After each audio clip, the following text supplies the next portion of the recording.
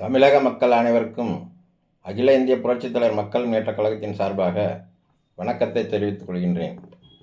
அதாவது இன்றைய தமிழ்நாட்டில் நடந்து கொண்டிருக்கின்ற முக்கியமான ஒரு விஷயம் என்னவென்றால் தேசிய கல்விக் கொள்கை. நமது இந்திய தேசத்தில் அனைத்து மாநிலங்களுக்கும் ஒரு தேசிய கல்விக் கொள்கையை மத்திய அரசு கொண்டு வந்துள்ளது. அந்த மத்திய அரசு கொண்டு வந்துள்ள நல்ல திட்டத்தினை நமது தமிழக அரசு, நமது ஒன்றிய தமிழகத்தின் முதல்வர் மு.க. ஸ்டாலின் அவர்களும், ஒன்றிய தமிழகத்தின் துணை முதல்வர் உதயநிதி ஸ்டாலின் அவர்களும் ஏற்க மறுக்கிறார்கள். ஏனென்றால் அவர்களுடைய குடும்பமும் அவருடைய குழந்தைகளும் தான் படிக்க வேண்டும், மற்ற குழந்தைகள் படிக்கக்கூடாது. படித்து விட்டால் அவர்கள் அனைவரும் அறிவாளி ஆகிவிடுவார்கள். அறிவாளி ஆகிவிட்டால் என்ன ஆகும்? இவர்களுக்கு மிக மோசமான நிலை ஏற்பட்டுவிடும். அதனால் தாழ்த்தப்பட்ட மற்ற அரசு பள்ளிகளில் எந்தவிதமான மூன்றாவது ஒரு மொழியினை படிக்க விடாமல் செய்கின்ற அளவுக்கு நடந்து கொண்டிருக்கிறார்கள். தேசிய கல்விக் கொள்கை என்பது அதில் தமிழ் மொழியில் தான் 5ஆம் கிளாஸ் வரைக்கும் படிக்கணும்னு நிறையா சட்டத்திட்டங்கள்லாம் இருக்குது. தாய்மொழியில் தான் படிக்கணுன்றாங்க எல்லா ஸ்டேட்லேயுமே. தாய்மொழியில் தமிழில் படிச்சுட்டு நம்ம படிக்கிறோம். அதுக்கப்புறம் ஏதாவது ஒரு இங்கிலீஷ் இன்டர்நேஷ்னல் லாங்குவேஜ், அது இங்கிலீஷ் எல்லாருக்குமே படிக்கிறாங்க. இது 1968லேயே காங்கிரஸ் பீரியட்லேயே மும்மொழி கொள்கை வந்திருக்கு. இவங்க என்னமோ புதுசாக இன்றைக்கி தான் வரக்கூடாதுன்னு சொல்லிக்கிட்டு இருக்கிற தமிழக மக்களை பூரா பைத்தியக்காரங்களாக்கிட்டு திடுறாங்க. இல்லை, தமிழக ஒன்றிய முதல்வருக்கு தான் ஒன்றும் தெரியாது. ஒரு கூட்டல் கழித்தல் தெரியாது, ஒரு பழமொழி பேச தெரியாது, குடியரசு தினம் எதுவும் தெரியாது, ஒரு சுதந்திர தினம் எதுவும் தெரியாது. ஒன்றுமே தெரியாத ஒரு முதல்வர் ஆக்கி வச்சுருக்காங்க நம்ம தமிழக மக்கள். ரொம்ப வெட்கக்கேடான விஷயம். அதுக்கடுத்து அவர் துணை முதல்வரான். அவருக்கு நீட்டை பற்றியும் தெரியாது, நீட்னா என்னன்னு தெரியாது. தமிழில் 720 பாரு, இங்கிலீஷில் வேறு மாதிரி சொல்லுவார், அந்த நம்பரே மாற்றி சொல்லுவார். இப்படிலாம் அறிவில்லாத ஜீவிகளாக நீங்கள்லாம் தேர்ந்தெடுத்து வச்சுருக்கீங்க. தமிழ்நாட்டுக்கு ஏற்பட்ட ஒரு கேவலமான நிலை தான் இதெல்லாம். மக்கள் ஒரு 1000 ரூபா கொடுத்து எல்லாத்தையும் ஓட்டை வாங்கி அடிமையாக்கி வச்சுருக்காங்க. அது தெரிய மாட்டேங்குது. நம்ம பிள்ளைகள் படித்து வரணும்னா, மேலே வரணும்னா என்ன செய்யணும்? மேலே இருக்கிறவங்க நம்ம நடத்தி செல்கின்றவங்களும் கொஞ்சம் அறிவாளிகளாக இருக்கணும். மக்கள் புரிஞ்சு நடக்கணும். இனிமேலாவது வர்ற தேர்தலையாவது ஒரு நல்ல ஆளுகளை எடுங்க. எல்லாம் பூரா எல்லா மக்களையும் குடிக்க வச்சு ஒரு அவங்க அதாவது நான் என்ன சொல்ல வரேன்னா, மும்மொழி கொள்கையில் எங்கேயுமே ஹிந்தியை படித்து தான் ஆகணும்னு சொல்லவே இல்லையே.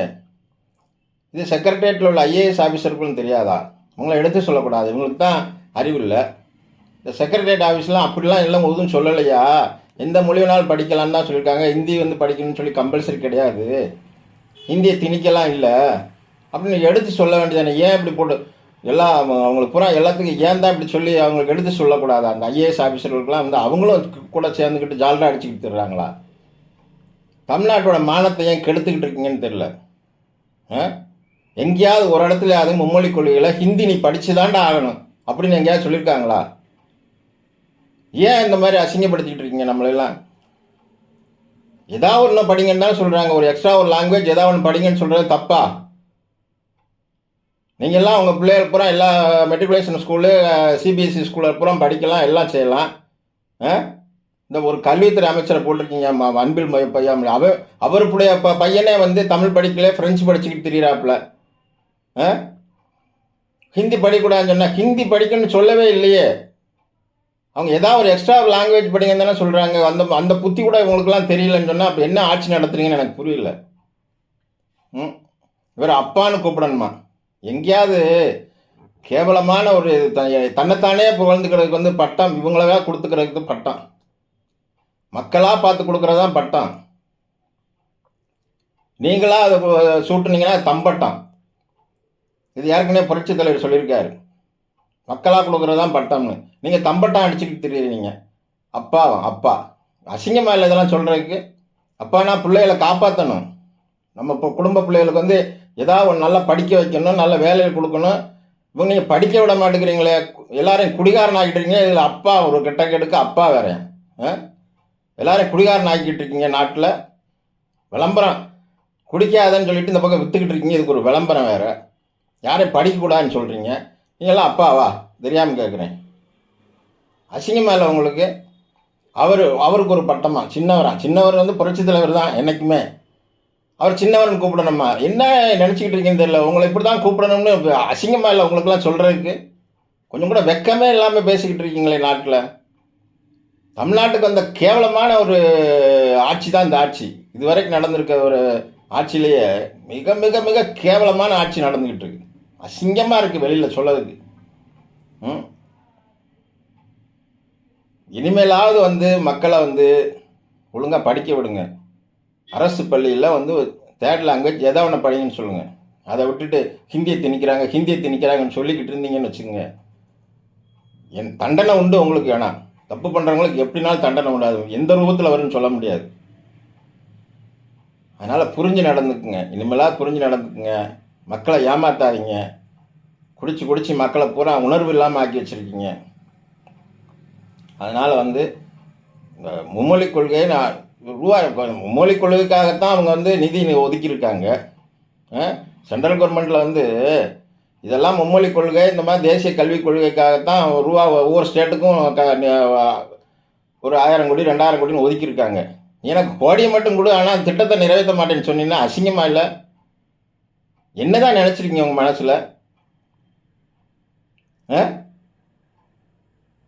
இல்லை ஜிஎஸ்டி வேறு வேணுமா? ஜிஎஸ்டி வந்து அதாவது ஒரு 10 ரூபாயில் 5 ரூபா உங்களுக்கு, 15 ரூபா அவங்களுக்கு. எனக்கு இதில் ஒரு பெரிய சந்தேகம் என்னென்னா, சென்ட்ரல் கவர்மெண்ட்டுக்கு ஜிஎஸ்டி கொடுக்குறீங்க, பிரித்து தான் கொடுக்குறீங்க வர்ற வருமானத்தில். கொடுத்துட்டு ஏன் திரும்ப கேட்குறீங்க? திரும்ப ஏன் கொடுக்குறாங்கன்னு எனக்கு புரியல.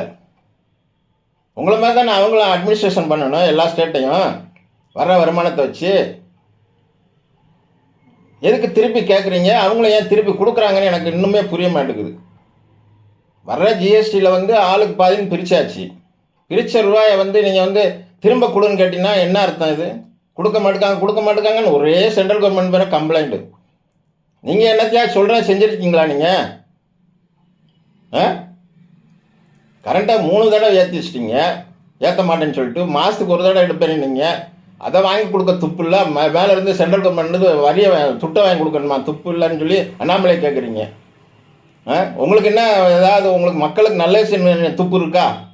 சொன்னதை செய்யணும் துப்பு இருக்கா உங்களுக்குலாம்? வெக்கம்லாம் பேசிக்கிறீங்க. டீசல் விலையை குறைக்கணுங்க, பெட்ரோல் விலையை குறைக்கணுங்க, கேஸில் 100 ரூபா தரேனுங்க. எதையுமே செய்யாமல் எல்லாரையும் குடிகாரனாக்கி வச்சுக்கிட்டு வாய் பேசிக்கிட்டு இருக்கீங்க. ரொம்ப கேவலமான ஆட்சி நடந்துக்கிட்டு இருக்குது. இனிமேலாம் ஒழுங்காக நடக்கிறக்குள்ள வழியை பாருங்கள். மக்கள்கிட்ட நான் சொல்லிட்டேன், மக்கள் திருந்தினாதான் இவங்கெல்லாம் திருந்துவாங்க. திரும்ப மக்கள் தப்பு மேலே தப்பு பண்ணிக்கிட்டு இருக்காங்க. ஒரு நல்ல ஆட்சியை கொண்டு வரதுக்கு முயற்சி பண்ணுங்கள். நன்றி.